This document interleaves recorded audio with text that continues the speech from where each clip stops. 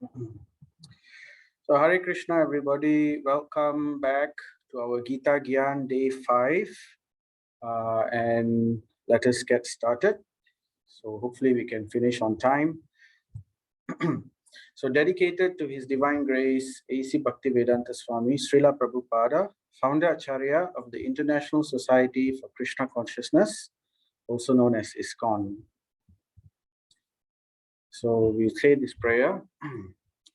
Om Ajnana Timirandasya Jnananjana Shalakaya Chakshurum Militam Yena Tasmai Shri Guruve Namaha.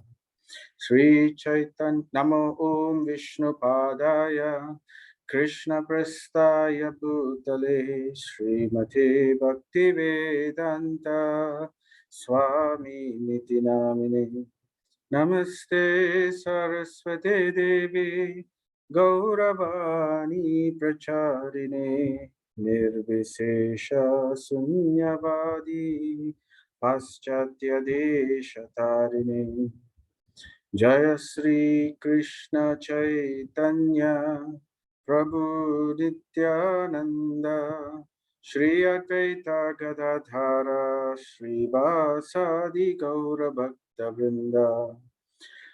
Can we say together? Hare Krishna, Krishna Krishna, Hare Hare, Hare Rama, Rama Rama, Hare Hare. Hare Krishna, Krishna Krishna, Hare Hare, Hare Rama, Rama Rama, Hare Hare. Hare Krishna, Krishna Krishna, Hare Hare, Hare Rama, Rama Rama, Hare Hare. Nama Om Vishnu Padaya Krishna Prastaya Bhutale Srimati Bhakti Vigna Vinasha Narasimhaiti Namine Mukam Karoti Vachalam Pangum Langayitim Girim Yat Kripatamaham Vande Shri Guru Dinatarinam Paramananda Madhavam Sri Chaitanyam Ishwaram Om Tat Sat. Jai Sri Sri Jagannath Baladev Shubhatra, our presiding deities of Jagannath Mandir, Kuala Lumpur, and also Sri Sri Nitai Sundar Gaurahari. So with their blessings, we will continue. So let us begin with Gita Mahatmya. This is now verse 5, as presented by Sripad Sankaracharya. Bharatamrita sarvashvam Vishnu bhaktradvinishritam Gita pangodakam pitva punarjanma navidyate. Translation: by drinking the Ganges water of the Gita, the divine quintessence of Mahabharata. So it's basically saying this is the essence of the Mahabharata, emanating from the holy lotus mouth of Lord Vishnu. One will never take rebirth in the material world again. In other words, by devotionally reciting the Gita, the cycle of birth and death is terminated. So let us continue and pray that this will be the same for all of us as well. So we can take advantage of this reading of the Bhagavad Gita. So let us say this prayer mantra together also. Om Namo Bhagavate Vasudevaya. Om Namo Bhagavate Vasudevaya. Om Namo Bhagavate Vasudevaya. So we will begin with recapitulating our chapter 4, which we discussed yesterday. It begins with knowledge in parampara. So Krishna begins this chapter by talking about how transcendental knowledge is actually something which comes from parampara. So there's a system on how transcendental knowledge is to be obtained. Just like how Arjuna received the knowledge from Krishna, and in the same way, Krishna, Vivaswan, the sun god, received the knowledge from the Lord directly also. So like that, there were many paramparas which were established by the Lord. And over the period of time, These paramparas, some of them got broken along the way. And in this way, the Lord re-establishes the parampara again whenever he comes to the material world. And the object of this transcendental knowledge, Krishna begins by giving the object of this entire transcendental knowledge. It's to understand the ultimate supreme personality of Godhead. And here he reveals himself. So previously, he just gave hints. He will not directly reveal in chapter 1, chapter 2, chapter 3 to Arjuna. He will instead say things like, surrender, do this for me, dedicate your activities for me. So in this way, he will say, but he will not directly mention. But from chapter 4, he starts to give hints, clearer hints. And this he will move on with chapter 5, and especially from chapter 7 onwards all the way to chapter 12, he makes it absolutely clear his position. So this is the ultimate goal of all transcendental knowledge. So he tells that basically he is Krishna. He reveals himself as Bhutanam Ishvara, the master of all the living entities. And then he calls himself Avyayam. He is eternal. And then basically he talks about why he descends into this material creation. The famous verse, Yada Yada Hi Dharmasya. Whenever and wherever there is a decline in religion or, these kind of situations, he will come again to re-establish Dharma. And when we mean Dharma, it is basically how to, the knowledge of the parampara system, he re-establishes that as well. And in this way, he will tell how he speak about various points which we covered yesterday already. So I don't want to go in detail each one of those. The ones in blue were the ones we specifically covered yesterday. So the others we did not cover entirely. So here, surrender and reward, Krishna will talk about, what happens if you surrender. If once we understand the goal of knowledge, then what happens to us? So basically, we do not take birth again in this material creation. And then how he describes how all bona fide paths are to him are actually coming from him directly also. So like that, it goes on. And then he talks about how sometimes, he talks about how in this material creation, there is a specific nature. When we say nature, Mother Nature, right? Whose nature? So the nature of the Lord in this material creation. So this is the rules set. And basically, it works according to the three modes of nature. So we introduced the Sattva Guna, Raja Guna, and Tama Guna. Goodness, passion, and ignorance. How these three qualities keeps changing within everything in this material creation, including ourselves. So it affects all our activities, all our thoughts, all our behavior, and also all our results. And briefly, we talked about it. And in this way, based on these three modes of material nature, we spoke about how the Supreme Lord established society in this material world for the benefit of society, so that we can take advantage of this perfect arrangement, and in this way achieve the goal of life, which is basically to the goal of life as a human being is to escape this cycle of birth and death, and to attain the abode of the Supreme Lord. And therefore he established this Varnashrama Dharma, right? The Brahmana, Kshatriya, Vaishya, and Shudra, according to the classifications of the three modes, because everybody is basically part of these. So therefore, to ensure that everyone is well situated in their nature, in their natural nature, and in accordingly the work given to them to suit their natural nature, and in this way working together cooperatively, and society gradually progresses towards liberation. So then in chapter 4, there was a subtopic of karma, vikarma, and akarma. So what is karma, vikarma, and akarma? That one we did not cover. So basically, it talks about what is action, what is inaction, what is sinful action. So we will speak about that a little bit today, later on in chapter 5 also. We will bring it forward.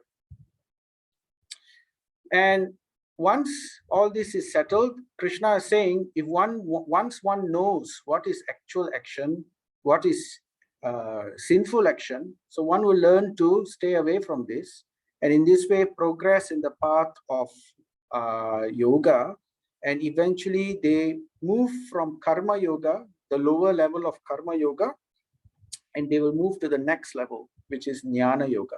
So one becomes situated in knowledge. So by performing acts of sacrifice, by following the scriptures, and eventually they come to the level of knowledge. What is this knowledge? This is knowledge about the self, and also knowledge about the goal of the self, which is to attain the Supreme Lord. And that one, Krishna already gave at the beginning itself. He described about himself. And after that, so, but this knowledge, this transcendental knowledge, it's not ordinary knowledge. It's spiritual. So, you know, just like how if you want to perform brain surgery or a neurosurgery, someone's brain, right? If let's say we are given 6 years, if simply by studying books on our own, without going to any teacher or anywhere, just simply on our own, is it possible within 6 years or 10 years even, we study it simply by looking at the books? Is it possible for us to perform a successful brain surgery? So obviously not, right? So in the same way, what to speak of, this is just material knowledge. So what to speak of spiritual knowledge? So it is definitely, it requires a teacher. So therefore, the need for a guru is emphasized here, right? The verse, Tadvidi Prani Pratena, approach someone who is conversant in this, because they have seen the truth. And in this way, humbly inquire from them and carry out service to them. And in this way, we will also become enlightened. So that is Krishna's recommendation. And this knowledge acts like a boat. So we mentioned that also, how this knowledge actually serves as a boat, because the analogy is that we are drowning in this materialistic ocean of the three modes of nature, tossed by the waves of the three modes, goodness, passion, and ignorance. We undergo various types of miseries caused by the mind, by the body, by the other living entities, and according to our karma, by the devatas.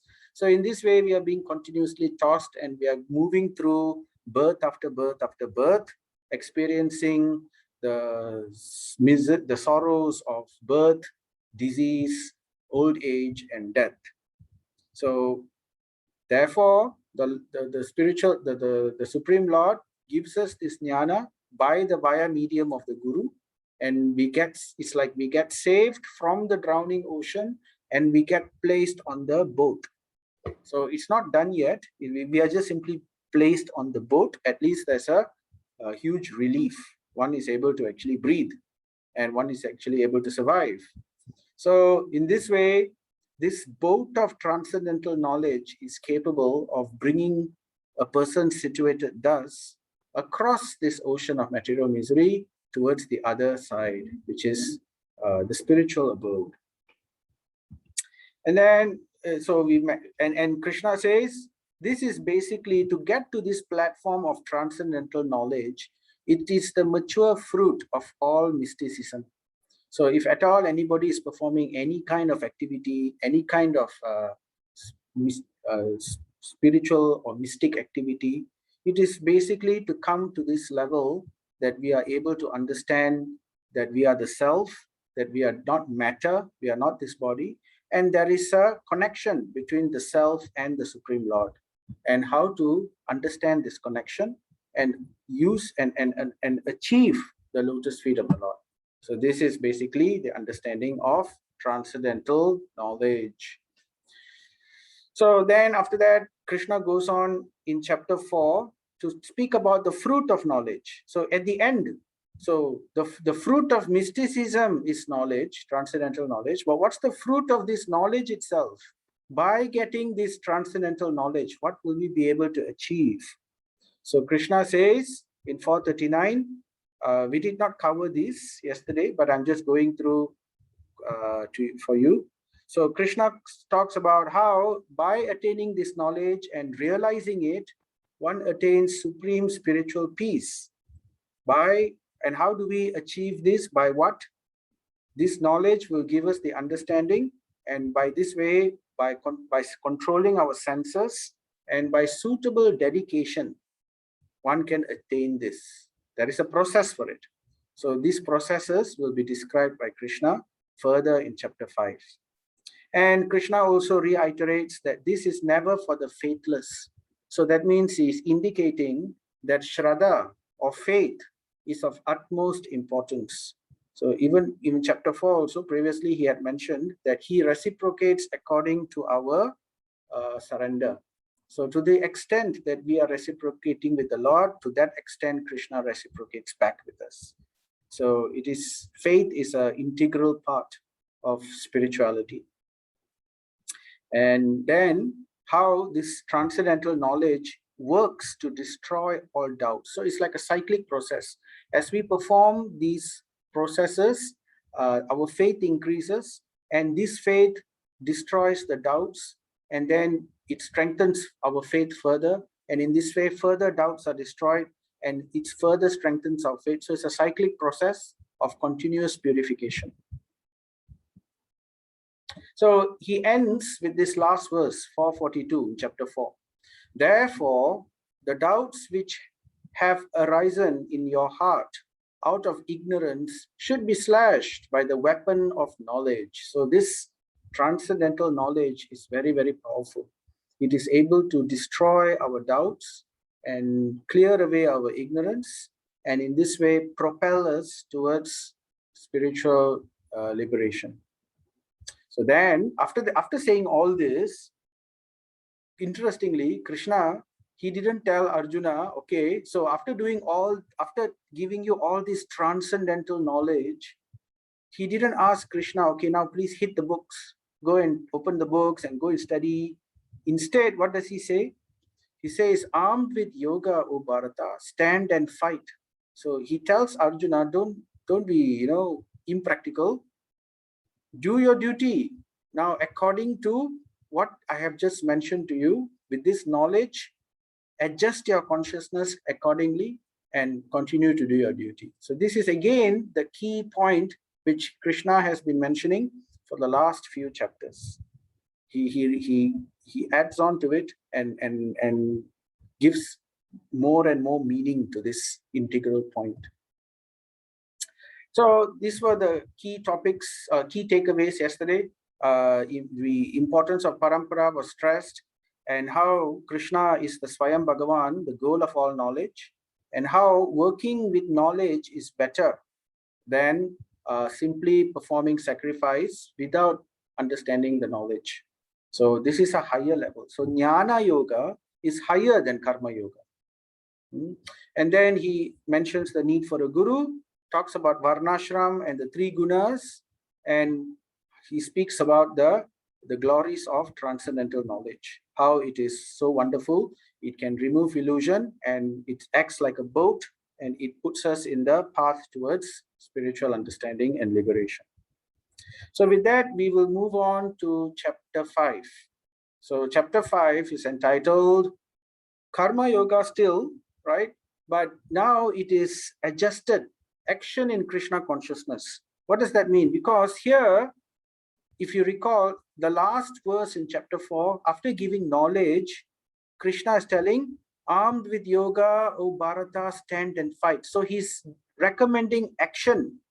After all this, he's recommending action. So therefore, we continue this topic by action. Now the difference is action in Krishna consciousness or action in yoga. So to understand, to perform one's activities with the right consciousness. So this is what chapter 5 is all about. So this is called also in Sanskrit karma sannyasa yoga. So action and sannyasa means renouncing everything. So renouncing what? Is it renouncing activity? No, it's not renouncing activity. We are renouncing something, all right, but it's not renouncing activity. Activity continues. Otherwise, Krishna wouldn't have said, continue to fight, Arjuna. So therefore, action is there. So what are we renouncing? So this is what this topic is all about, this chapter. So it begins with this verse.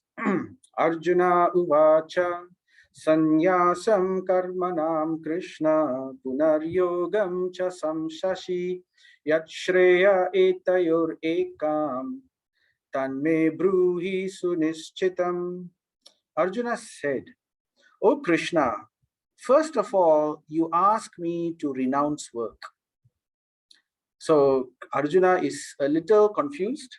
So he's asking, I didn't want to fight, right? And then you told me to fight. And then while you're telling me to fight, you're defeating all my arguments, every argument that I gave. But suddenly you switch towards yoga. You started saying there is something higher than simply doing my duty. And then you said that yoga, that is the goal, that is the art of all action, the art of activities.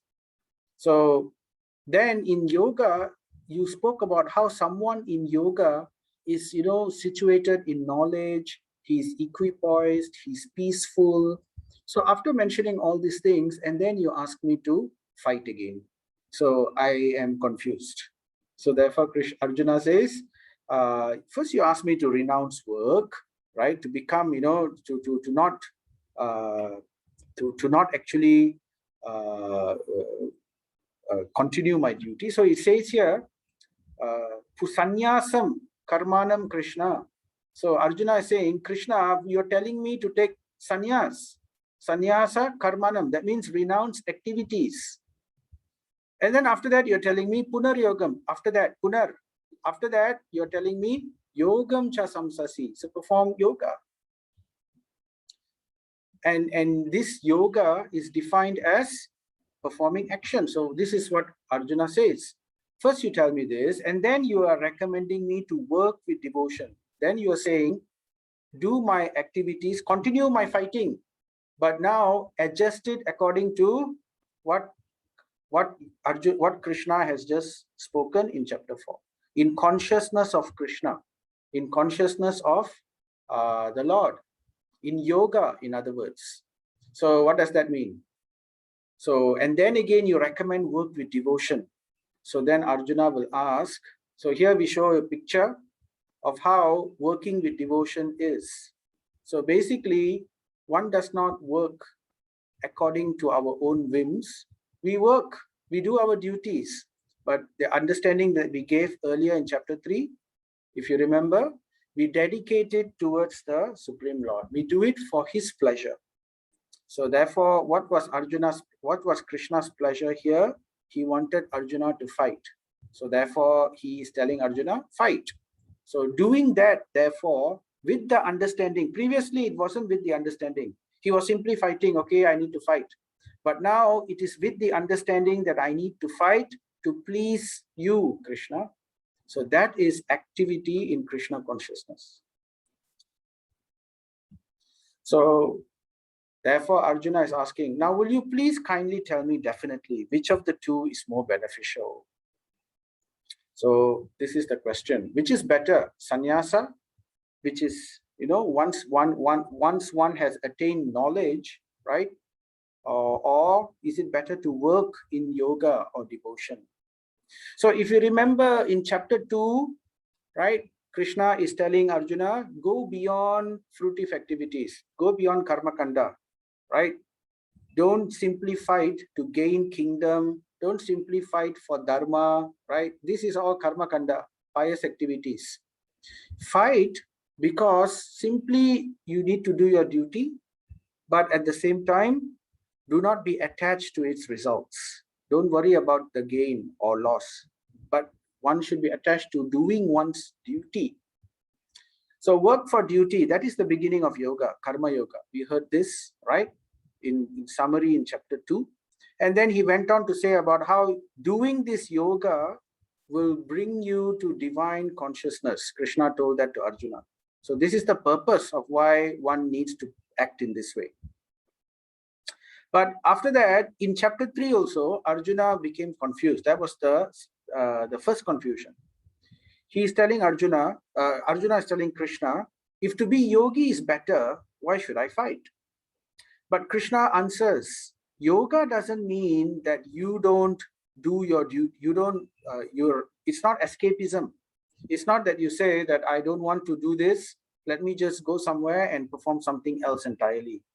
So it doesn't mean not doing one's duty, because not doing one's duty when one is not yet situated in transcendence, that is a sin.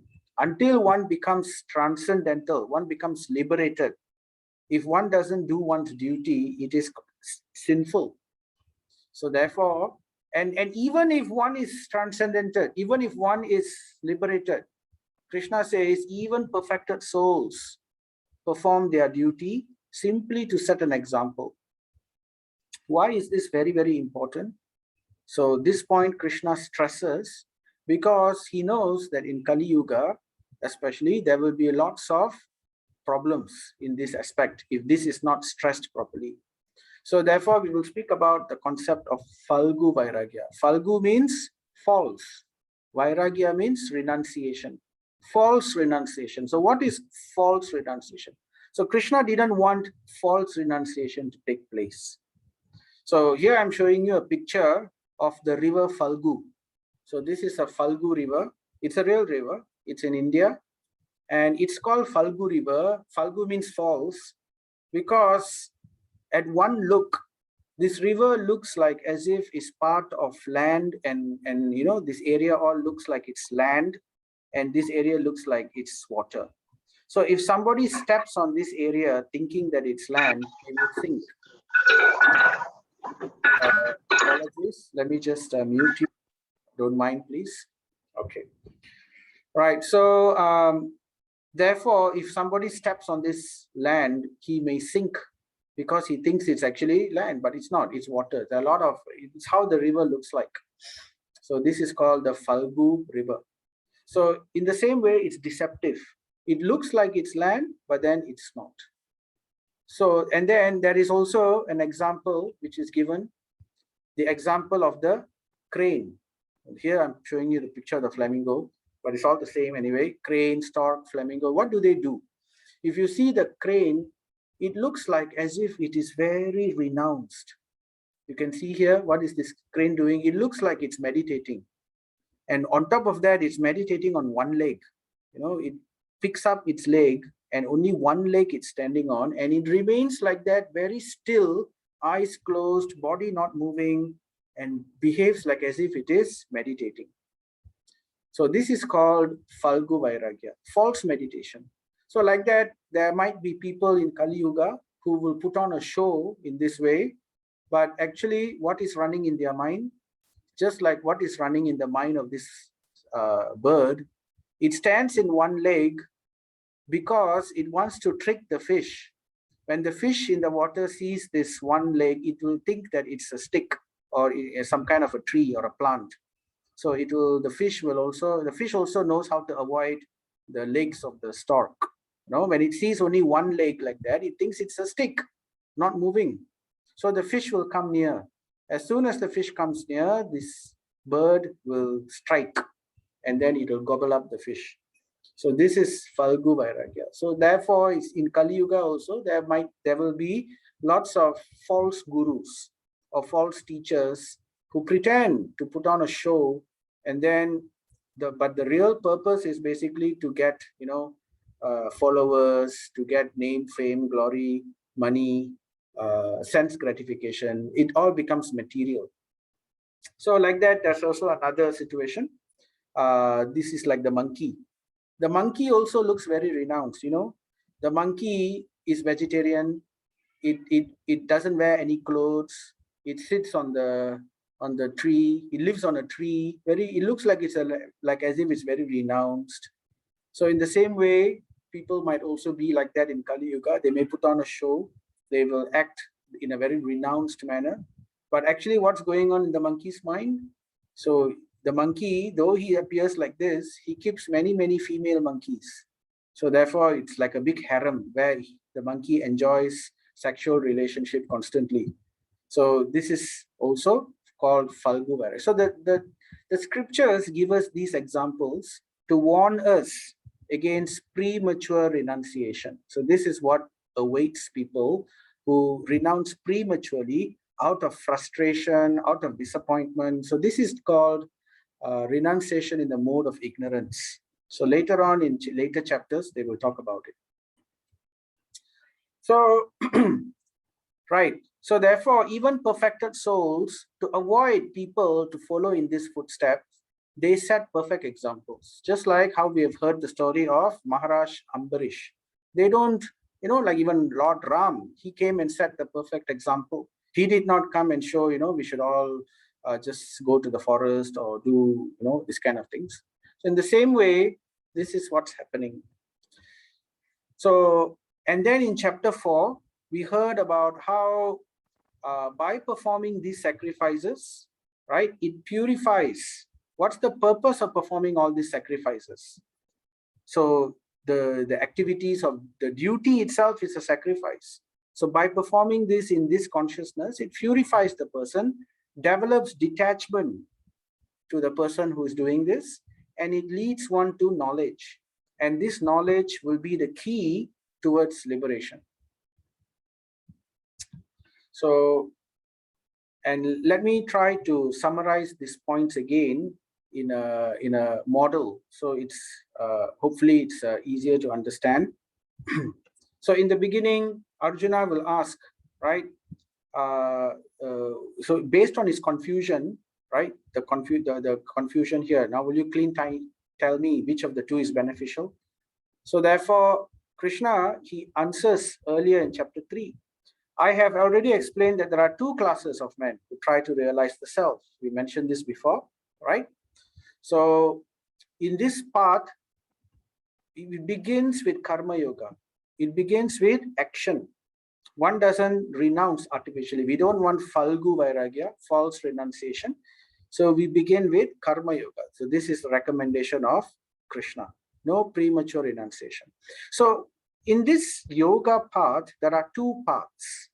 The first path is called the Jnana path, also called Sankhya philosophy, right? So Jnana path or Sankhya is a path of knowledge, or the path of Sankhya, the path of analysis. So in this, it begins with karma yoga. So what is the definition here? Therefore, without being attached to the fruits of activities, one should act as a matter of duty. So this is the hallmark of karma yoga. One does one's duty as a matter of duty without worrying about the results, without being motivated to enjoy the results. At the same time, there is also another path, which is the path of bhakti. This is called the path of action also, because here the activity is there right from the beginning. So one who is in karma yoga, he can also move to the bhakti path. So the karma yoga is common to both. So if it's, what's the difference between the two? The difference between the jnana path with karma yoga and the bhakti path with karma yoga, the jnana path, it is called karma yoga and it is simply acting out of duty. In the bhakti path, it is no longer called karma yoga because it is called bhakti, because it is actually done for the pleasure of the Lord. So Bhagavad Gita 3.9, work done as sacrifice for Vishnu has to be performed. So one who takes this path, though he is doing activities, karma, but he is not doing it for himself, he's doing it for the pleasure of the Lord. So therefore, it becomes what is called the beginning of Bhakti Yoga. And eventually, the Bhakti Yoga will culminate in this Bhagavad Gita 3.3. Therefore, O Arjuna, surrendering all your works unto me with full knowledge of me without desires for profit and no claims to proprietorship, free from lethargy, fight. So this is the idea. It is now surrendered towards the Lord. So once a person does this, either in the jnana path or in the bhakti path, it will give birth to knowledge. So the person elevates himself to knowledge platform. So the one who's following the Sankhya path, this becomes known as the Jnana Yoga. So the Jnana Yoga, that's when he understands the real goal of knowledge. So the moment he understands this, he understands that I am spirit soul, that realizes it. I am spirit soul. Therefore, then he becomes free of all duty. At that position only, he becomes free of all duty. He's already purified at that point, right? So then a person who continues with the Sankhya path, then it's known as the path of inaction, where at that time he can go and go to the forest and do meditation or whatever. So that is only at that time, not before. So therefore, one has to begin with karma, purify himself, come to this platform, then only he is qualified to perform inactivity. But still, Krishna doesn't recommend this, because he says, you see, Partha, there is no work for me, Krishna says, within all the three planetary systems, nor am I in want of anything. I don't have duties to perform. I don't need anything, nor have I a need to obtain anything. And yet I am engaged in prescribed duties. So Krishna is saying, I myself, though I have no duties, I am certainly beyond all these three modes and everything, but I do not take this path. I'm still engaging myself in prescribed duties. Why? Because as the ignorant perform their duties with attachment, the learned may similarly act. So those who are learned, they are not recommended to leave their duties, but they are asked to act those duties without attachment. Why? For the sake of leading people on the right path. Otherwise, people will take up the path of false renunciation, Falgu Vairagya. So this is very clearly established in chapters 3, 4, and 5, before they move on to higher paths. Because the temptation to renounce and to run away, the escapism temptation is very strong. So people like to justify it in various ways, and sometimes they do it using scripture. So therefore, Krishna clearly mentions, corrects this thinking. So after that, one who is in the jnana path, he can still progress from jnana yoga. He can go one more higher step. So this higher step will be discussed in the next chapter, chapter 6. So we won't talk about it right now, right? But now let's leave the jnana path alone. So let's talk about the bhakti path. So Krishna, he says there are two classes of men who try to realize. So now we will talk about the other path, the bhakti path. So, and here in chapter 5, Krishna will specifically speak more in detail about this. So in chapter 5.2, Krishna replies to Arjuna's question. Sri Bhagavan Uvacha Sanyasa Karma Yogascha Nishreyasa Karav Ubhav Tayostu Karma Sanyasat Karma Yogo Vishishyate. The personality of Godhead replied, the renunciation of work and work in devotion are both good for liberation. So he's telling both also good. Both paths are fine, because I only gave you these both paths. I told you these two paths, right? So both are fine. So like how I mentioned previously also, there are different paths given in different yuga. So, in Satya Yuga, that's the meditation path. In Dwapara Yuga and Treta Yuga, we spoke about all these things. But this Bhagavad Gita is spoken at the end of Dwapara Yuga. Right after Dwapara Yuga, when was this spoken? It was spoken during the Mahabharata war. And 36 years after the Mahabharata war, Kali Yuga began. So we can understand that this is especially meant for the people in Kali Yuga. So Krishna says, but of the two, work in devotional service is better than renunciation of work. So if you have to, instead of renouncing, you work, but you renounce the fruit, not the action, not the work. You renounce the fruit of the work. And instead of simply renouncing the fruit of the work for the sake of renunciation or for the sake of duty, instead dedicate those fruits to my satisfaction, to my pleasure, Krishna says. So therefore, that is the perfection. So he continues, therefore, you can see, Arjuna, both paths are equal. Both paths lead to the ultimate, right? So therefore he says, Sankhya Yoga Pratak Balaha. Only the ignorant speak of devotional service as being different from Sankhya. So it is differentiated, Sankhya and Yoga. Previously, both were called Yoga, but now Krishna is specifically separating Sankhya and Yoga, where specifically he's saying Yoga refers to Bhakti. How do we know that? The further verses will reveal this. So we will show you, right? So that's why this is translated in this way. Those who are actually learned say that he who applies himself well to one of these paths achieves the results of both. So it's the same result one is going to achieve eventually. So like how I mentioned, there is the Jnana path and there is the Bhakti path, right? So two paths are there. Here in the Sankhya, or from now we call it Sankhya, right? Where else we call this the Bhakti, Jnana or Sankhya. So here we do the duty. It has nothing to do with God. It has nothing to do with Krishna. It's simply that we are renouncing our results and we are situated in, in equipoised situation. We don't want to get the fruits. Here we are surrendering it for the pleasure of the Lord.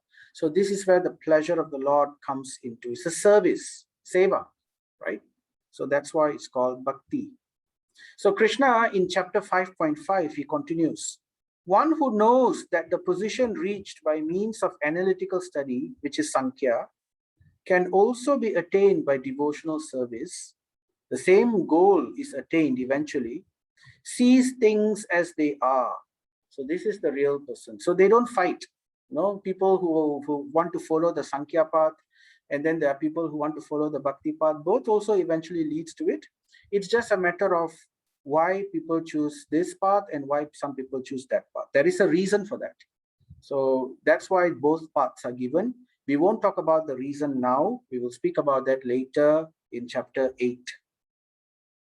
Why the two paths are there. Why not just have one path? So there is a purpose for this. And here it doesn't say what the ultimate goal here is, but later on in later verses and in later chapters, we will see that the ultimate goal is ultimately again to get bhakti only. So bhakti is the process as well as the goal. So it's a bit different compared to jnana. In jnana, it is step by step. It's like a ladder. Begins with karma yoga, goes to jnana yoga, then goes to one more point here, which I won't mention now. And then eventually from that point, they launch themselves to bhakti. So that is the ultimate goal. And from there, they become, they attain their original position of the soul. The ultimate goal is attained. So in bhakti, but then those who are in karma, they can either move upwards to jnana, they can progress to jnana, or they can begin the basics of bhakti because it's compatible. Simply perform the activity, but give it to the Supreme Lord. So in the same way, they can also progress to jnana, and from jnana, they can go higher up in the Sankhya path, or they can also switch to the Bhakti path. Because once one understands that the ultimate goal of life is basically Vasudeva Sarvam Iti. Everything is ultimately Vasudeva, Bhagavatam says. So if one understands or comes to that conclusion, then one will move towards the Bhakti. But if one has not come to that conclusion, one will continue searching, then they move on to the next stage in the Sankhya. So therefore, both paths are compatible, right? So therefore, Krishna continues, Sanyasastu mahabaho dukkam aptum ayogataha yoga yuktor munir brahma na chirenadi gacchati. So he's saying, "O Mahabahu, O mighty armed," he's referring to Arjuna, simply renouncing all activities, yet not engaging in devotional service of the Lord, right, cannot make one happy. So dukkham, simply sannyasas, if one simply renounces. So Krishna is saying that if one follows the jnana path or the sankhya path, it is not a very happy path, because he says here, right, dukkham, unhappy. It's not a very happy path, because he did not engage himself in the service of the Lord. So when one engages in the service of the Lord, one relishes pleasure while he is performing this path. While he is performing these activities, he relishes pleasure, transcendental pleasure, even in the beginning. He doesn't have to wait until he's completely purified in order to relish transcendental pleasure. So this is practical understanding, because in the jnana path, it's a very lonely path. It's basically meditation and all that. Eventually, we will hear in chapter 6 what the jnana path eventually leads to. So it is not an easy path. It is a difficult path. So, and it's, Krishna uses the word here, dukkham. Whereas in the bhakti path, it is blissful from the beginning, and as they progress, as they get purified, the bliss only increases. So in this way, Krishna is recommending that take the other path. So, but a thoughtful person engaged in devotional service can achieve the supreme without delay. So therefore, Krishna answers, both paths are good for liberation, but work in devotion is better. Why? Because it is very quick, without delay. Adhigacchati. Adhigacchati means attains. Adhigacchati, to attain. Na chirena means without delay. Chirena is delay. So without delay and without dukkham. So that's why Krishna is recommending to Arjuna, therefore, you follow this bhakti path. And then from verses 5.7 all the way to 5.18, Krishna will give more details of how to perform this yoga in bhakti, in the other path. So I'm skipping some of the verses. I'll go to 5.10. Brahmani, okay, I'll just say the translation. One who performs his duty without attachment, surrendering the results unto the Supreme Lord, is unaffected by sinful action, as the lotus leaf is untouched by water. So here is another advantage of the bhakti path over the karma yoga path. Because in the karma yoga path, one is still practicing, and the person is practicing karma yoga. He wants to perform his activities, but in the beginning, he may still have some desires, but he knows that he needs to renounce the fruit. So it's a bit difficult, right? Whereas in the bhakti path, even if one is not able to fully renounce the desires, but if one is doing it for the pleasure of the Lord, even when he's still having the desire, for example, we may want to eat food. So, but we cook the food and we offer the food to the Lord, and then we eat it. We have the desire to eat it.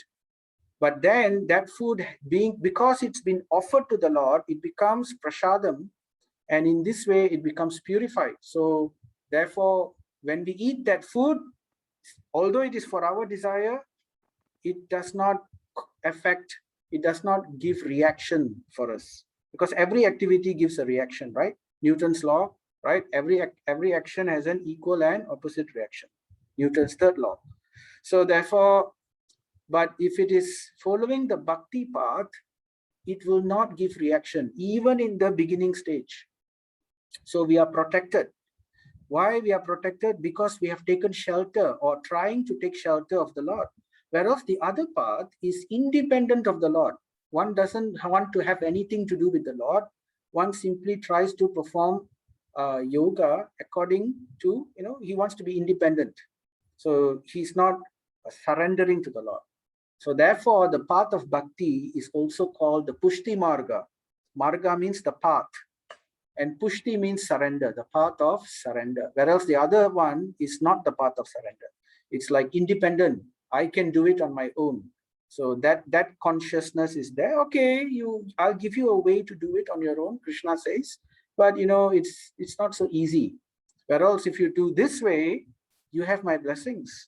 So by Krishna's blessings, things become much easier, especially for people in Kali Yuga. So therefore, is unaffected by sinful action, as just like how the lotus the lotus leaf, though it is in the water, it is not made wet by water. It doesn't get wet, even though it is in water. So this is how a person in devotional service can be. So here Krishna introduces the concept of sin. Okay, there are even in chapter 4 also, we mentioned earlier, there is prescribed action, forbidden action, and inaction. So therefore there is the concept of what is forbidden action. Forbidden action leads to sin. Prescribed action leads to piety. But there is also something called inaction. So what are these things? So let us quickly go through. I'll digress a little away from this main point to address the concept of sin just very briefly. So if you remember in chapter, okay, we didn't cover this verse, but in 4:17, Krishna talks about sin, action. Karmano hi api bodayam cha vikarmanaha. So he introduces this karma, vikarma, and akarma. So let us understand this. The intricacies of action are very hard to understand. Krishna tells it's very hard to understand. So therefore, we won't talk about it too much in level 1. We will actually talk about it in level 2 in detail. So at that time, we should be able to understand how karma works. Why good things happen to bad people? Why bad things happen to good people? Why am I suffering? I didn't hurt a single fly. Why am I going through this situation? So these questions will be answered later on in level 2, where we talk about these things in detail. But Bhagavad Gita, it's more concerned about moving on towards liberation. So this is basic. So therefore, it won't talk about it too much. But here, it just says what action is, what forbidden action is, which is called vikarma, and what is inaction, called akarma. That means no karma. So if one performs these activities, there is no karma involved, even though it is activities. So this is where bhakti comes. So bhakti and yoga falls under this category of akarma. So, and to understand how karma works, karma is the chain which keeps us tied in this birth after birth. Why do we take birth after birth? Why do we continuously go through birth after birth?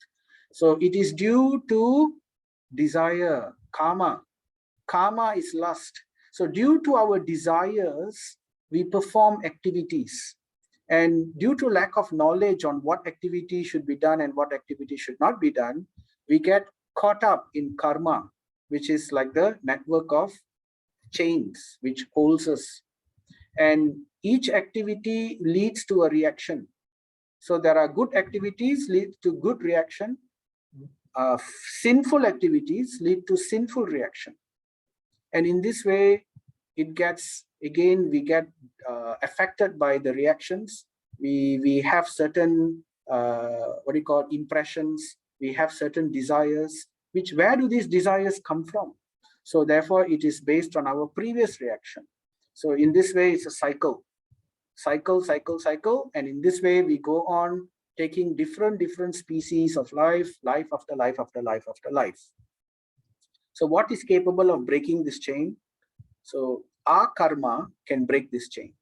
So that is what we will hear later on. So my dear Arjuna, one who does not follow in human life the cycle of sacrifice thus established by the Vedas certainly leads a life full of sin. So very, very strong statement. In chapter 3 itself, Krishna talks about sin. So what is definition of sin or inappropriate action or forbidden action? So it is based on not what we think is sin and what we think is not sin. It is based on the law of God, which is given in the scriptures. So therefore, it behooves us to understand what is sinful and what is not. Otherwise, what happens? Krishna says in 3:16, living a life only for the satisfaction of the senses, such a person lives in vain, because he is wasting his human life. Because otherwise, for the senses, he can take other lives, he can take other species, so therefore, that's the problem. And Krishna also says later in chapter 5:15, nor does the Supreme Lord assume anyone's sinful or pious activities. So he is not responsible. The Lord is not responsible for one's sin or one's piety. And if he's not responsible for one's sin and one's piety, why? Because the choice is given to the living entity. The living entity who is the one who's making the choices. So according to the choices that he is making, he is therefore enjoying or suffering the results. So therefore, the Lord is not responsible for the suffering or for the so-called happiness that we are going through in this material world. It is simply a reaction of our own activities in the past. But the human life is special. So Krishna says one should not be in vain. One should not live one's life in vain, simply for the pleasure of the senses. So this is called materialistic life, or in English, sometimes we say hedonism, hedonistic thinking.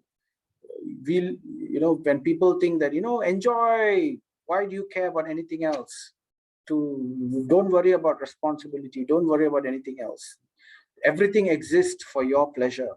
So this kind of thoughts leads to that kind of thinking, living one's life simply for the pleasure of the senses. So Krishna, what does Krishna think about that? He says that such a person lives in vain. He gets caught in karma and continues on with this cycle of birth and death.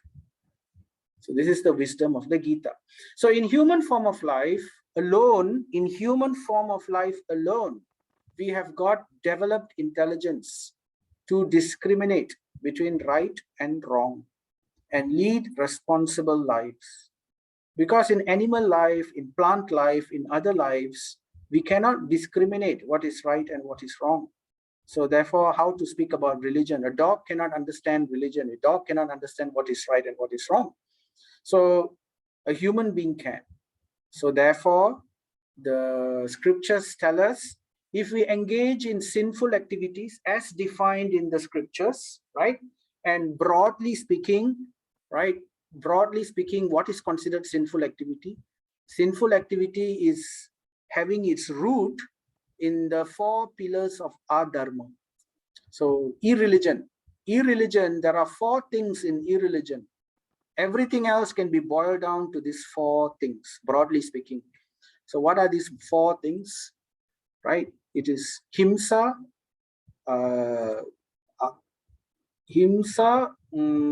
asatyam, maitunam, and mada. So himsa means causing harm. So causing harm to other living entities. So it's like, killing, meat eating, so things like that. And gambling, which destroys truthfulness. Intoxication, which is called mada. Mada means intoxication, getting ourselves intoxicated. And illicit sexual activity, maidunam. So these 4 are the roots of irreligion, which destroys religion. So therefore, if we engage in any sinful activity which has its roots in these 4 particularly, what will happen? We will suffer karmic reactions, either in this life or in the next life, in various species that we take. Or if one is specifically very sinful, then before one takes a birth on earth, one is brought down to hellish planets. So these hellish planets are described. Garuda Purana describes the hellish planets, what kind of hells there are. There are thousands and thousands of hells, an entire planetary system just for one type of hell. like that. They are given names. Forgot some of the names. Anyway, it's not important. So there are different types of hell, whole planets, and there all kinds of things are there for people who do these various sinful activities. And after suffering in this situation for many years, and that person, that soul, eventually takes another body, and they get degraded to lower life forms. So if one is, for example, spending his human life simply being greedy to eat everything and everything, so then one can become a pig in the next life. So because a pig is not very discriminatory in what it eats everything. So in like same way, if one is simply thinking about sexual activity, then even better to take a species of an animal.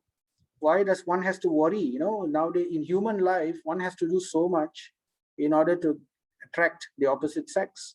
Whereas in animal life, it's so much more easier. Facility is there. The animal doesn't even need to be private. It just needs to be public. And then it does it it has better facilities to enjoy these things. So therefore, that's the problem. Or the person also suffers for threefold miseries, the various miseries. What are the threefold miseries? Miseries due to other living entities, miseries due to our karmic arrangements, devatas, miseries due to our own mind. So why do we have the type of mind that we have? Is basically due to our karma. At the same time, if we engage in pious activities, and what are these pious activities? Basically, it's based on the 4 pillars of dharma. Dharma is religious activity based on what the scriptures describe. And dharma is oftentimes in the scripture described as a bull. So the cow is like the earth, and the bull is like the dharma. So dharma, the bull, stands on 4 legs. So these 4 legs are satyam, tapa, saucham, and daya. Truthfulness, tapa, which is discipline and austerity or sacrifice, and daya, which is compassion, and saucham, which is cleanliness. So every religion, every bona fide religion in this world has to have its root based on these 4 qualities. So if we perform activities which are in line with these attributes, then what will happen? We will enjoy good karmic reactions. So we will get good birth. We will take good birth, and and situations in life will generally be favorable, right? But that's only on earth. So the scriptures say that if one is especially pious, one can even be promoted to the heavenly kingdoms. So there is heaven. Bhagavad Gita, later on in chapter 9, you will talk about this. I'm just quickly mentioning this verse because we are talking about the same context, but we will go through them again in chapter 9 in detail later on. So Bhagavad Gita says, such people, they get elevated to purified of sinful reactions. They take birth on the pious heavenly planet of Indra, where they enjoy godly delights. So they can enjoy sense gratification to their maximum. It's like, one performs well in school or in college, and then one is able to get a good job. And then after one works hard, and then one is able to enjoy his hard-earned money, he goes to have a nice holiday. And this holiday he enjoys, but after his money runs out, then he says, okay, holiday is over. Now I must come back to earth. I must come back to my job. I must work again, right? So this is how it goes. And then what Gita says, 9:21, when they have thus enjoyed vast heavenly sense pleasure and results of their pious activities are exhausted. So just like how our money runs out in a holiday, so then what happens? What happens is, from heaven, you can see here, the heavenly angel falls down from heaven. So Gita says, they return to this mortal planet again, back to Bhuloka, where Bhuloka is known as Karma Kshetra, the place where we earn karma.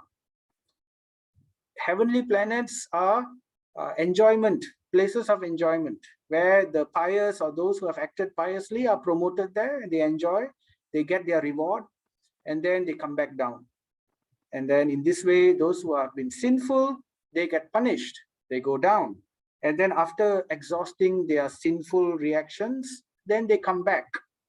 So this is where Vedic literature differs from Abrahamic scriptures. Because the Abrahamic scriptures, Judaism, Christianity, or Islam, their understanding is there is a permanent hell and there's a permanent heaven. So if there is a permanent hell, what's the point, right? It will look like as if God is very vengeful, isn't it? Without any hope of liberation, without any hope of being saved. So that's not how it works, because the Lord is the Supreme Father. He's ever merciful. He wants us all back with him. And this is due to our desires and due to our ignorance. We are trapped here. So the Lord gives us ways out.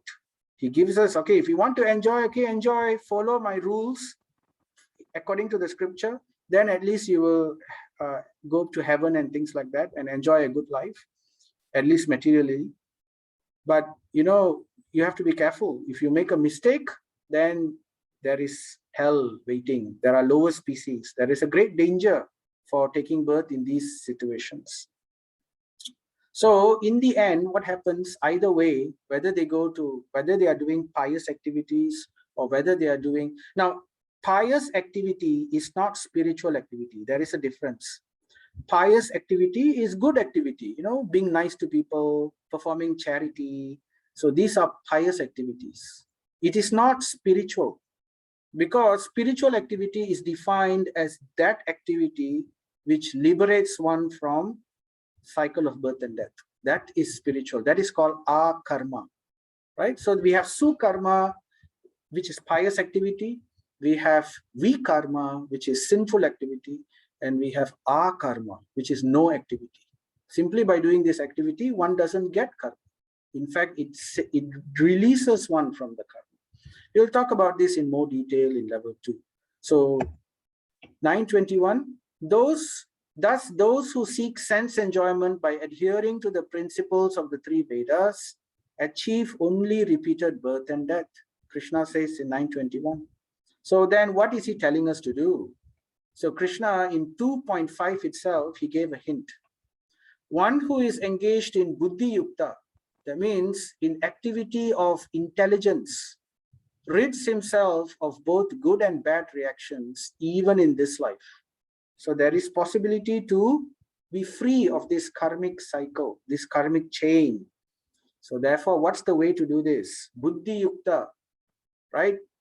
In action, in knowledge. And what kind of knowledge? Therefore, he says, therefore, strive for yoga. In 250, he says, therefore, strive for yoga. And then he goes on in detail in let's continue with our chapter 5. He goes in detail, 5.12, to discuss further about this Bhakti Yukta.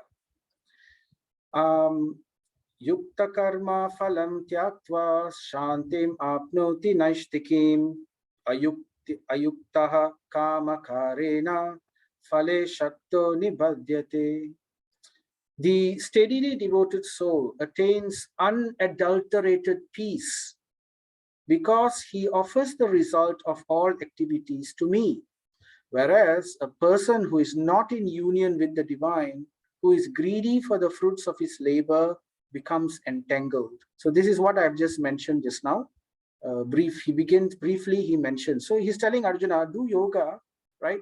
Perform yoga, activities in intelligence, because otherwise you become entangled. How do we become entangled? We become entangled by our senses. So our senses has to be controlled, right? So therefore, Krishna will, the scriptures, not in Bhagavad Gita specifically, but in the scriptures, they describe how we get entangled with our senses. So there are various animals, just like how the moth, because the moth is so attached to looking at the flame. So what the moth does, the moth rushes towards the flame. And this is the sense of sight. The eyes of the moth is actually betraying the moth. The eyes, the senses of the eye is betraying the moth and leading the moth to its death. So because of the senses, the moth, especially the sense of sight, the moth dies. Same thing, the elephant. The elephant is described in scripture, it is very attached to the sense of touch. So you know how they catch a male elephant? They will get they actually get a female elephant who has been captured previously, right? And they dig a hole, and then they train this female elephant to lure the wild male elephant, because the male elephant is so, the female elephant will go and rub on the body of the male elephant. So this rubbing of the male of the female on the male body of the male elephant gets very, very attached to it. It cannot let go. So it follows the female elephant. So wherever the female elephant goes, the male elephant will follow. And in this way, the female elephant will lead the male elephant to the hole which is dug. So this is how people capture elephants. And how the male elephant is led to its capture and to its death sometimes due to the sense of touch. In the same way, the Himalayan black deer, that is a special deer, it's called a black deer. This deer is very much attached to a particular note which is blown in this horn. So if someone blows this particular note on this horn, if a hunter is hunting this deer, the deer will run. The deer will run and run and run, but the hunter will take this horn and he will blow this note. And when that happens, the deer will just become suddenly very still. It becomes still because it's so enthralled by this sound that it forgets that it's in danger. And then when it becomes still, the hunter shoots the arrow and kills the deer. So this is how the sense of hearing leads the animal to its death. And of course, we all know the example of the fish, how the fish is so hooked to its sense of taste that it is led to its death by the hook sense of taste. And in the same way, we have the bee. Simply by the sense of smell, it is led to its death. What happens? The bee, it will go and sit on the lotus. It is so maddened by the smell or the fragrance of the lotus. It will sit there, and then even the lotus, it blooms in the morning and it closes at night, at moonrise.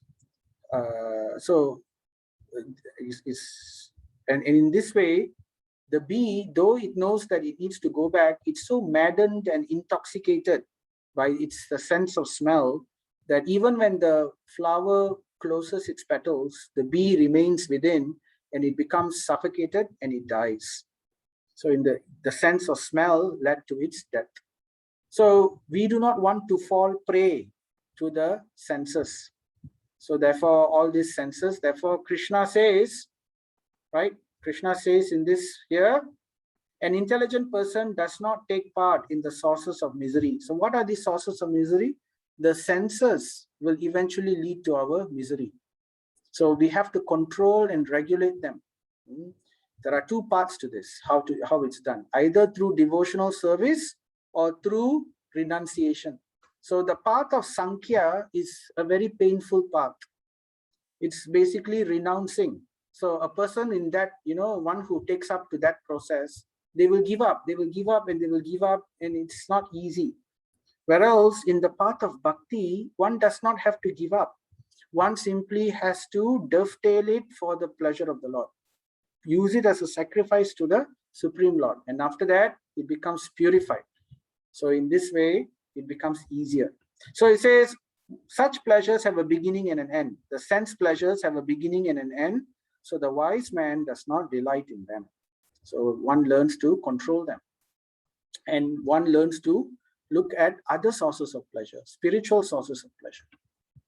So there is a nice verse from the Srimad Bhagavatam. This is a very, very important scripture. This verse, it says, just try to worship in devotional service Vasudeva, the Supreme Personality of Godhead. Even great sages are not able to control the forces of the senses as effectively as those who are engaged in transcendental bliss by serving the lotus feet of the Lord, uprooting the deep-grown desire for fruitive activities. So again, this is just to corroborate what Krishna is saying in chapter 5 Bhagavad Gita. He's in different ways telling Arjuna, follow the other path, follow the path of bhakti. So here we are just seeing one more example, because the path of jnana is not easy. And why it's not easy, we will see that in detail in chapter 6. Chapter 6 is specifically talking about jnana yoga, the path of jnana, how it goes on to a higher level, and how it becomes quite difficult to do. So therefore, Krishna is telling right from the beginning, take up the bhakti path, which is especially meant for all people. And in this way, he goes on, and this is the last verse of chapter 5. Krishna says here, in the end, he culminates with this beautiful verse. Now, this is a very important verse, just like how chapter 4, there were many important verses we talked about. Chapter 5 also. This is called the peace formula. It's a very important verse where we usually memorize it. I'll just say it. Bhuktaram yajna tapasham sarvaloka maheshwaram suhurdam sarva bhutanam nyatvam mam shantim richati. Translation, this is 5.29. So, a person in full consciousness of me, right? Nyatva mam. Nyatva means one who knows me, mam, me, right? So, Nyatva Mam Shantim Richati. Okay, before we talk about Shantim Richati, let's talk about Nyatva Mam. A person in full consciousness of me and knowing me to be the ultimate beneficiary of all sacrifices. Bhoktaram Yajna Tapasham. Yajna and Tapasham, sacrifice and austerity. I am the beneficiary, Bhoktaram. So Krishna is saying, if one knows that I am the beneficiary of all yagyas. That means all yagyas are ultimately meant to please me. All tapashams, all austerities are ultimately meant for me. So Krishna is saying, if one knows this, what else? The second line, Sarva Loka Maheshwaram. The meaning is quite evident. Sarva means everything. Sarva, every. Sarva Loka Maheshwaram. Translation is the Supreme Lord, Maheshwaram. Ishvara means controller, Maheshwara means great controller, right? Sarva Loka Maheshwaram, the Supreme Lord of all planets. Loka, Loka means planetary systems, entire dimensions. So the Supreme Lord of all planets and devatas who are residing in this Loka. If one knows this about me, and then he continues, so here you can see these are all pictures which are based on scripture.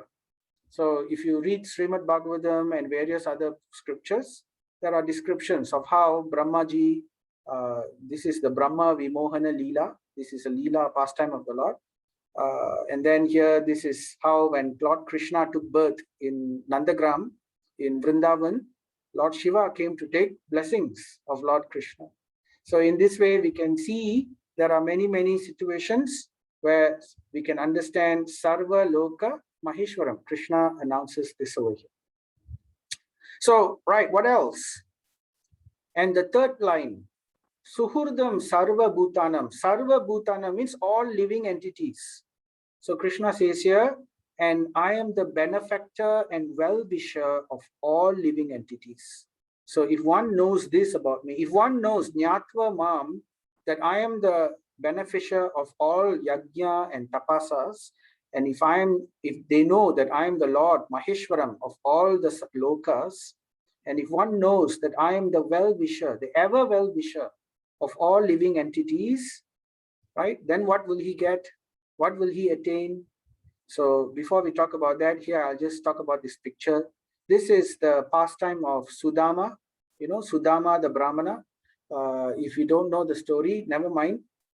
This is basically Krishna, how Krishna, although the Supreme Personality of Godhead, he is such a wonderful person that he is happy to serve his devotees, his pure devotees who are giving giving all their lives to the Supreme Lord. So here, Sudama came to visit Lord Krishna in Dwaraka. And this is how Lord Krishna received his poor Brahmana friend, because they were childhood friends. So, and he's a great devotee of the Lord. And when he receives him, he personally washes his feet. And here we have Rukmini Devi, who is the goddess of fortune herself, who is assisting the Lord to serve his devotees. So that's the thing. In material life, we don't like the idea of master and servant. We think, oh, master is a better position. I don't want to be servant. I want to be master. Because, master means they serve me. But in spiritual life, the distinction is opposite. Although the Lord is master, Maheshwaram, right? And the servant is supposed to serve the Lord, but still they get so much of sweetness. The roles are sometimes out of sweetness of relationship, the roles are blurred. So it's a very different situation. Just like how the mother serves the child. When the child is born, the mother is the master, right? The mother controls the child. But out of love, the mother serves the child. The mother bathes the child. The mother takes care, cleans its stool, changes the napkin, sleepless nights just for the child's sake. So in the same way, the Lord also reciprocates in very beautiful ways for his devotees. And the scriptures, especially the Srimad Bhagavatam, is full of descriptions of how the Lord reciprocates in this way. We saw a bit of it in Bhagavad Gita also. If you see the cover of Bhagavad Gita, what do we see? We see Krishna driving the chariot of Arjuna, which is the master, which is the servant. So, the charioteer's position is not a very great position. So it's basically they will get directed, do this, do that, move here, move left. And the acharyas tell us sometimes Arjuna will use his feet to tap on Krishna, because in the midst of battle, there's no, oh Lord, please do this, oh Lord, please do that. You can't say that. In the midst of battle, Arjuna will use his feet to tap the shoulder of Krishna to indicate right, left, or go faster, or go slower. And this was the position, the beautiful position, Partha Sarathi. So therefore, the Lord likes to be glorified that way. He likes to be known as as linked with his devotees in different ways. So anyway, that is basically 529. So what happens to such a person? When the person understands this position of the Supreme Lord, he comes to this understanding, then Shantim Richati, he attains peace from material miseries. So this is the ultimate goal of liberation. Both paths ultimately leads to this position. So the conclusion is, by taking up the process of Bhakti Yoga, right, or even the other path, Sankhya Yoga, one can change one's karma and eventually attain peace from material miseries and come to this platform of bhakti. So one can either take Sankhya path, which is longer, harder, more difficult, and not suitable for Kali Yuga, or one can take the more pleasing path of bhakti, which is faster, which is it's a happy path, and it is directly serving the Supreme Lord. So this is the understanding. Okay, so with chapter 5, we have covered that this particular point here we did not cover here because we have about 29 verses. So the liberated yogi. So it talks about the nature of this yogi who becomes liberated. Krishna will tell how, just like he spoke in chapter 2, he will say, the yogi who is attained this situation, he is equipoised, he sees everyone equally, the nature, the qualifications and the nature of such a person, he talks about them. So if you're interested, you can read about that from 519 to 526 to know more details about the liberated person. And then he talks about the two paths. So in 527 to 528, he talks about how from the jnana path, the Sankhya or the jnana path, one comes to this platform. What he needs to do from knowledge, what's the next step? And these two verses is the beginning, and he continues it more detail in chapter 6. Right? From 527 and 528, he goes to chapter 6 to give the full detail of liberation by the jnana path. But he's not really talking about bhakti so much in chapters 1 to 6. Therefore, he just gives, at the same time, he doesn't want to not speak about it also. So therefore, he puts that as the last word. The last verse over here, 529, he talks about what is liberation attained by the bhakti path. So therefore, this particular verse, Bhuktaram Yajna Tapasham Shantim Richati, one who understands the position of the Lord. So in other words, here we go back to the model again, right? So we already know the jnana path, the bhakti path, okay? We heard how from karma yoga, one can advance to jnana yoga, and from jnana yoga, one can advance to what we will describe in chapter 6. This is called dhyana yoga. So meditation. We will talk about that in chapter 6. So this is the vertical process way using the jnana path. Or one can directly follow the bhakti path as recommended by Krishna. One can start from basic bhakti all the way to higher levels of bhakti, or one can switch from karma yoga to bhakti, or from jnana yoga to bhakti, right?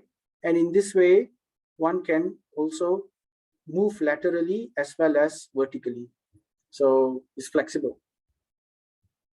So Krishna says, 4.9, one who knows the transcendental nature of my appearance, this was the seed verse, Divya Janma Karma Chame Divyam, that particular verse. One who knows the transcendental nature of my appearance and activities does not, upon leaving the body, take his birth again. So the same thing again was repeated in chapter 5, right? Where he puts it in a different way. One attains complete peace.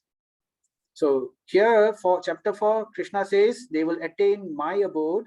And then what is the advantage of attaining Krishna's abode? The advantage is they get complete peace. So that is mentioned in chapter 5. And then in 438, one who has become accomplished in the practice of devotional service enjoys this knowledge within himself in due course of time. So whatever that's gained by the jnana path is also gained by the bhakti path. It's the same. So 430, Krishna says, all these performers who know the meaning of sacrifice become cleansed of sinful reactions. So both practitioners, they become cleansed, purified, and having tasted nectar of the results of sacrifices, they advance toward the supreme eternal atmosphere. So both transcendentalists, either the jnana path or the bhakti path, they advance towards the spiritual atmosphere. And then in 517, when one's intelligence, mind, faith, and refuge are all fixed in the supreme, then one becomes fully cleansed of misgivings through complete knowledge and thus proceed straight on the path of liberation. So at the end of jnana, one becomes liberated almost, right? One attains Brahman realization. And the same thing is attained in the bhakti path as well. So simultaneously, they advance towards ultimate path of liberation. And what is that ultimate path? 5.29, this is liberation attained. Bhuktaram Yajna Tapasham, one attains everlasting peace.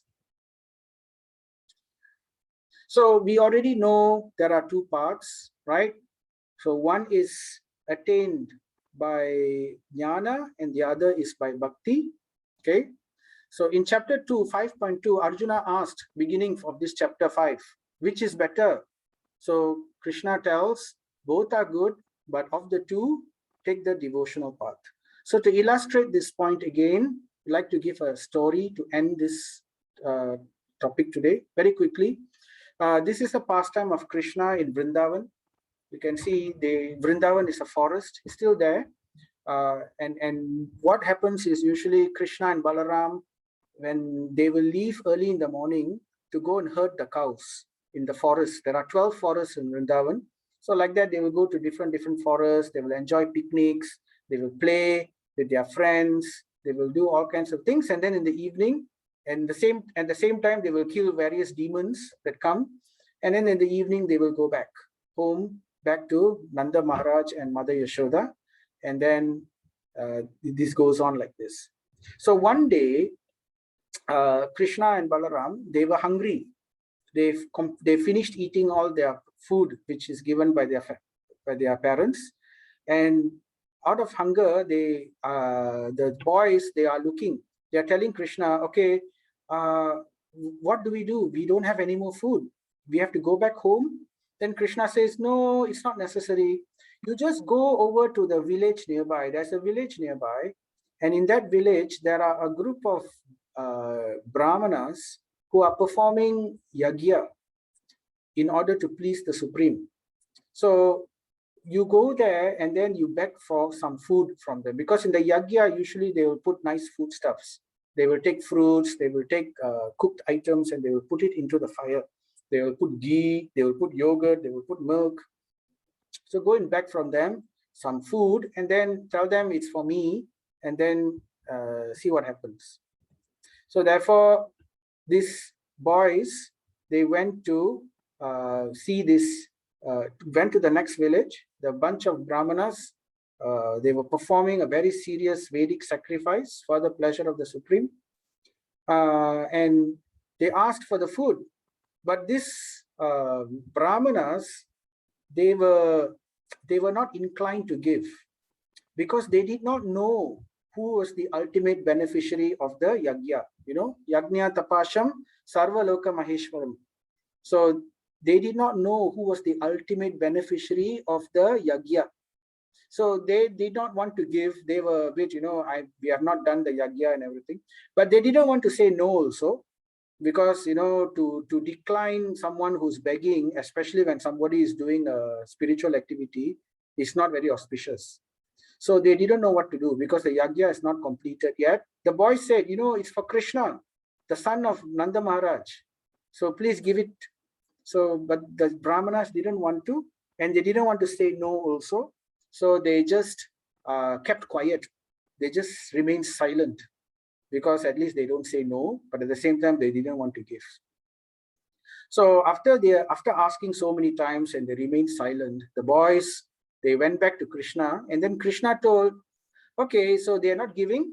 So now go and ask their wives. They have all of them have wives there. Please go and ask them. So then the boys went and asked the wives of these brahmanas. As soon as the wives saw this food was meant for Krishna, they immediately said, okay, please take everything. And then they just took all the things kept in the kitchen. They gave it over to the boys. And the boys asked, but what about your husbands, the brahmana? They are going to be unhappy with you. Then the wife said, never mind, forget about them. The perfection of life is to give everything to Krishna. So we just want him to be happy. So though the wives of the brahmanas were very simple ladies, but somehow by the blessing of the Lord, they knew about the glories of the Lord. Their affection for the Lord was so great that it was able to blind them, for them to, at that time, to disobey their husbands and all that was a very serious issue. But they risked it. They risked everything. They risked their good name. They risked their reputation. They risked their, being chastised at home and everything. And they gave the food away. And on top of that, they wanted to come together with the boys to see Krishna so that they can directly feed the food to Krishna. So here's the picture. You can see how the wives of the brahmanas came to feed Krishna and Balaram and the boys personally. So in this way, by feeding, the scripture describes how the ladies, the wives, simply by their devotion to the Lord, achieved a destination even that their husbands could not achieve. So, and in this way, the particular pastime ends. So because they knew who is the Yajna, what do you call, the Lord of all sacrifices. Sarva Loka Maheshwaram. So we'd like to end with this takeaway. Work in yoga or devotion is better than renunciation. So this is the understanding, right? And devotional service to Krishna is the perfection of work. And this is the recommendation given by the Lord in Bhagavad Gita chapter 5. So before we end, let us reiterate again. Of sacrifices, I am the chanting of the holy names. So therefore, what is the ultimate sacrifice? Here, Krishna reveals that it is Sankirtan, chanting the names of the Lord. Harir eva samaradhya sarva deve sureshwaraha harinama mahamantrer nasyat papa pisachakam. All the grievous sins, papa pisachakam, all the grievous, very scary, terrible sins, papa means sins, all the grievous sins of one who worships Lord Sri Hari. Sarva Deve, who is this Hari? Harir is Sarva Deve Sureshwaraha. Sureshwaraha means Lord, Master of Sarva Deve, the Lord of all the Devatas. Harir is the Sarva Deva Sureshwaraha. So one who worships this Lord Hari, the Lord of all lords, what happens? And chants the holy name. Hari, what do you call? Harir eva samaradhya. Samaradhya means to chant the holy names of the Lord. What happens? With Maha Mantra, Harir Nama Maha Mantra. Harir Nama, the names of Hari, Maha Mantra, one who chants this, what happens?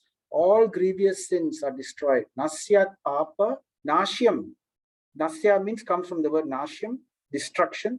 Nasyam Papa Pisachakam. All grievous sins are destroyed. So this is from the Padma Purana, spoken by Lord Shiva to Parvati in the Swarga Kanda 50.6. So it again reiterates the same points which are given in the Gita and in many other scriptures. So, and Lord Chaitanya Mahaprabhu came to inaugurate this chanting of the Maha Mantra. So let us recite together this verse. Jaya Sri Krishna Chaitanya Prabhu Nityananda Shri Advaita Gadadara Shri Vasadi Gaura Bhakta Vrinda Hare Krishna Krishna Krishna Hare Hare Hare Rama Rama Rama Hare Hare Hare Krishna Krishna Krishna Hare Hare Hare Rama Rama Rama Hare Hare Hare Krishna Krishna Krishna Hare Hare Hare Rama Rama Rama Hare Hare. Om Tat Sat. So Srimad Bhagavad Gita ki, Srila Prabhupada ki. Please remember this is group 14 for the quiz. Later I will send the link. You can try it. This is the Gita kit if you are interested. And now we can open for questions. Okay. All right. Anyone wants to say anything first before I look at the chat box? This is Ganesh. Just want to ask the word, the song Hare Krishna and Hare Rama. Why is there Rama in this verse? Well, that's the mantra. It's different names of the Lord. So basically, the explanation given in the scripture is Hare means the energy of the Lord. It actually refers to Radharani. So Hare is like it's saying Hari, the energy of the Lord. So usually the Lord is not worshipped alone. You will find that the Lord is worshipped together with his devotees and also with his Shakti, energy, right? Like Lakshmi Narayan, Sita Ram, or Radha Krishna, so like that. So therefore, we are calling out to the couple, the supreme couple, right? Hare refers to Radha, and Krishna, the word Krishna means all attractive. One who is able to attract everything, all living entities. So all attractive means we want our minds to be attracted.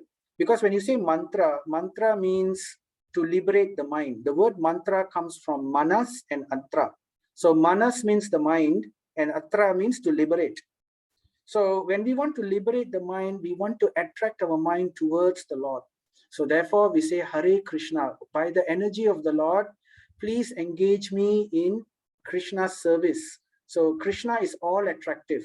So by engaging ourselves in the all attractive Krishna, right, we will get Rama. Rama means bliss. He is the Rama means reservoir of all bliss. Just like how Krishna is the all attraction, the source of all attraction, Rama is the source of all bliss. So these are names of the Lord also, but this is the explanation behind the meaning of the names. So Hare Krishna, Krishna Krishna, Hare Hare, Hare Rama, Rama Rama, Hare Hare, essentially means, O energy of the Lord, O Lord, O Krishna, please engage me in your seva. So please engage my mind in your lotus feet. So this is what we are repeating constantly. And in this way, we can meditate on that meaning also. So does that answer your question, Prabhu? Yes, thank you very much. Okay. Anything else anyone wants to raise before I look at the chat? Okay. Ganesh Prabhu also asked another question. Falgu Vairagya is about falsehood. And Swami Prabhupada mentioned Mayavadi Bhasha, and we would commit a great blunder if we follow this teaching. How do we differentiate from the true Gita teacher from the Mayavadi teaching? So the difference between Mayavada and that's actually something called Brahmavadi. Now, Brahmavadi is the Sankhya path which I'm talking about. Those who follow the Sankhya path, the Jnana path, they are called Brahmavadis because they are trying to attain Brahman. So we will speak about this in chapter 6 in detail. So the difference between Brahmavadi and Mayavadis is Mayavadis are offensive. The Brahmavadis, they accept that everything is part and parcel of the Lord, that, just like I am Brahman, everything is Brahman. Yes, the Lord has no form. In that sense, everything is Brahman. But you see, the Lord is very special. He's called Achintya. Achintya means inconceivable. He is both formless and at the same time, he is also with form. So how to understand this? It's called a paradox. And therefore, in Sanskrit, it's called Achintya, inconceivable. So, but ultimately, you will see in chapter 6, verse onwards, and chapter 7 and all onwards, Krishna will show how the Bhagavan form, the form of the Lord, is superior to the Brahman. There is Brahman and there is Parabrahman. So we will hear about this. So just like how light, any kind of light must have a source. So the source of that light is that Bhagavan. So the Brahmavadis, they don't understand about the Bhagavan concept. They only understand about Brahman. And therefore, they are trying to attain Brahman, which is totally okay, acceptable. But the Mayavadis, they are offensive because they deny the form of the Lord. They insist that the form, that the Lord does not have a form. And in this way, they commit offense. So therefore, they cannot actually attain the supreme position. So we have to understand their teaching. So if their teaching is in this direction, if they are talking about how everything is formless, then we can understand that this is Mayavada Bhasha. So this is how we differentiate between the two. Okay. So that is basically, and more of this, we are going to speak more about this. I have not spoken about Brahman or anything else so far because we are just talking about the methods. Step by step we are going. Chapter 6 onwards, we will start seeing it towards the end and much more of it later on. So then Navin Prabhu is asking in this chapter, what is the definition of duty? It is based on the Varnashram system or the division of the human society. So yes, so when we say Varna Ashram, Varna is the 4 Varnas, which is Brahmana, Kshatriya, Shudra, Vaishya. And there is also Ashram. Ashram are the 4 stages of human life. For example, student life, married or grihastha or responsible life. Then there is retired life. And then there is renounced life. So Brahmacharya is student life. Married life is grihastha, a responsible life, and then there is a retired life after the age of 50, and then there is renounced life to become sannyasi. So it's all part of the system which eventually leads towards liberation. So we have to see according to our position. So if we are, in those days, these positions were clearly defined. the guru will understand the quality of the person and he will instruct that person accordingly. So that's how it's usually given. So for us, we don't have to worry too much on that. So this is Kali Yuga, right? Everything is already, rojak, you could say, in one sense. But nevertheless, one has certain inclinations. But these duties are not very important because they are temporary duties. Our life is short. More than temporary duty, we should focus on our spiritual duty, which is our eternal duty. So that duty is based on spiritual activity. So that's why Krishna is pressing. He's not pressing so much on Varnashram in Bhagavad Gita. He's talking about liberation. So how we can perform. So one method of doing this is by the bhakti process, by Shravanam, Kirtanam, Smaranam, Vishnu. So by chanting Hare Krishna, by hearing about the Lord, by reading Bhagavad Gita, reciting Bhagavad Gita, by fasting on holy days. So these are all bhakti activities, which are actually spiritual duties. So that is recommended for all of us, irrespective of our Varna or Ashram. We will not speak in detail about Varna and Ashram in this. We may discuss that more in chapter 2. Okay, then I think Krishna Prabhu, he's asking, in the last story, the wife of the Brahmanas, do they agree to give food for Krishna because they know him as the Lord or the other reason? If it's because they know that he is the Lord, does it mean we will recognize too when the next avatar arrives? Okay, now these ladies were not ordinary ladies. They actually were yogis and great sages in their past life. And after going through many births and going through so many purificatory situations, and after praying for the Lord, they took birth as these Brahmanas' wives, and they got the chance to see Krishna face to face. So this is how they came. So they are not ordinary. So they already developed that bhakti in their previous life. So because they had that bhakti, the bhakti is eternal. It comes from life to life. It doesn't die off when we die. It's spiritual. So when they go to their next life, the bhakti follows with them. So that's why they were able to, without even thinking, directly offer everything to the Supreme Lord, even without them knowing. They didn't know Krishna was the Supreme Lord, because Krishna they already attained that status in their previous life. So this current life, they were simply relishing their desire to see Krishna and to serve Krishna directly face to face. So therefore, it was not necessary for them to know Krishna was God. So what Krishna does, for the sake of Leela, to enjoy the pastime better, he covers their intelligence with Yoga Maya. So Yoga Maya is the illusory potency of the Lord. He covers them, just like how Arjuna was covered, to deliver this Bhagavad Gita, just to bring out that sweetness of the relationship. So that's basically the understanding for that question, Prabhu. Okay, then follow-up question, in your opinion, if it's just another kid, not Krishna, that requires food, do you think they would have given the food? Okay, so I think I've already answered that. This is a Leela, it's a very special Leela. And naturally, I don't think that this would have been, they would have probably provided the food in a different manner. They wouldn't have, given up everything for the sake of their husbands, given up their husbands, given up their dharma and everything for the sake of the Lord. So these are, as we understand, this is a special Leela. It is not an ordinary situation. Last question, last slide. Those who worship Lord Hari can chant the mantra, all their grievous sins will be forgiven. But what if people have knowingly done big sin and then do the worship? So that is called aparad. This is one of the aparads. Aparads means offenses. So in chanting, in any spiritual activity, one must have repentance. So one cannot continue to perform sinful activities knowingly, and then after that trying to make it up for it with spiritual activity. That's called atonement. But there are other ways of atonement. If one uses spiritual activity in the name of bhakti to come, and if one atones and then one doesn't want to do it again, one promises not to repeat this, then it's okay. But if one still purposely repeats it, if he says, okay, today I will do this sinful activity and tomorrow I'll just make up for it, if one thinks like that, that's aparad.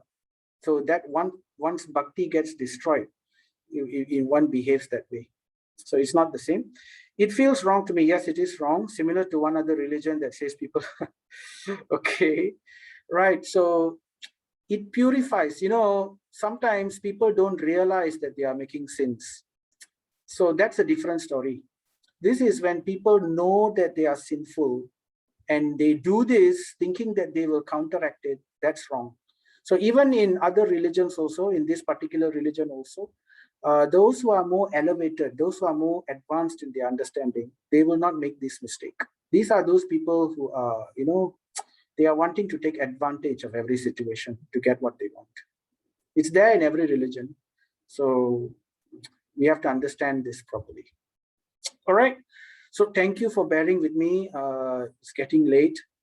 If there are no other questions, we will end it here. If there are, please feel free to post in the WhatsApp and we will address the questions the next day also. So thank you very much. I'll see you all again tomorrow evening. Hare Krishna, Srimad Bhagavad Gita Ki, Srila Prabhupada Ki.